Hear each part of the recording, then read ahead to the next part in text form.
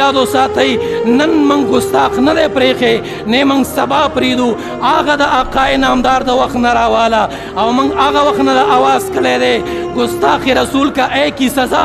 سرتن سے جدا سرتن سے جدا گستاخ رسول کا ایک ہی سزا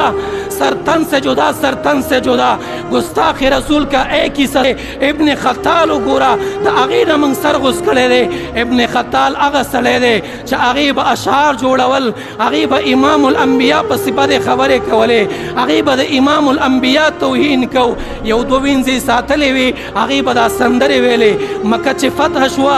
ابن خطال راغی او په هغه تور خلاف کې ځان تاو کړی دی او چغې والې توبه مې ده امام الانبیا ویلې په هغه خلاف کې قتل کوي په هغه خلاف کې قتل کوي په هغه خلاف کې قتل کوي د ګستاخ رسول زموږ سره یوه سزا ده کومه سزا ده سر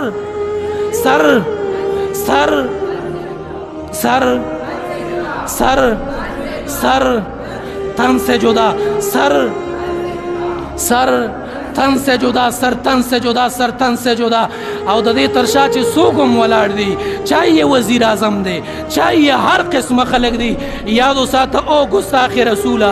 نن کو تا فنا ورکړه تا محفوظ ځای ته منتقل کړه تا 80 ملعون هم بوتله تا وله د لندن پاسپورټ جوړ کو په هغې دې وله ویزه ولګوله ستا په زړه دا نه تېرېدل چې دا د آقا نامدار ګستاخه ده دا چې نن ستا په چوکیدارۍ کې ده دا چې نن تر بنګلو شاته ده دا چې نن هغه ګستاخه چې هغه الله ته وایي چې زما محرم دی هغه دا وایي زه پیغمبر یم دا څنګه په ملک خداداد کې محفوظه ده د دې له څنګه پروټوکول میلاو دی او زما دا خبره نوٹ کړئ ځان سره خیر دی خیر دی درته معلومه به شي سبا بله ورځ به خبر شئ هغې له به پاسپورټ جوړ شي هغې له به ویزه ولګېږي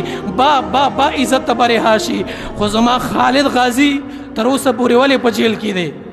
زما غازی خالد تر اوسه پورې ولې جیل کې دی هغې چې یو ګستاخ قتل کړی دی هغې چې یو ګستاخ وچلی دی هغه تر اوسه پورې ولې جیل کې دی خو ما د ختم نبوت دپاره اواز کړی دی زما لاسونو ته بیړۍ راواچوه زما جبه رابنده که ما ته دهشتګرد ووایه ما ته غدار ووایه ما ته ووایه آیین نه مني ما ته ووایه قانون نه مني ما ته ووایه د پاکستان خلاف دی په ما ټاپې ولګوه په ما بدنامې ولګوه په ما تهمت ولګوه خو هغه ګستاخان چې کلاوې تڼۍ ګرځي خدا را د خپل پیغمبر دپاره سوال کوو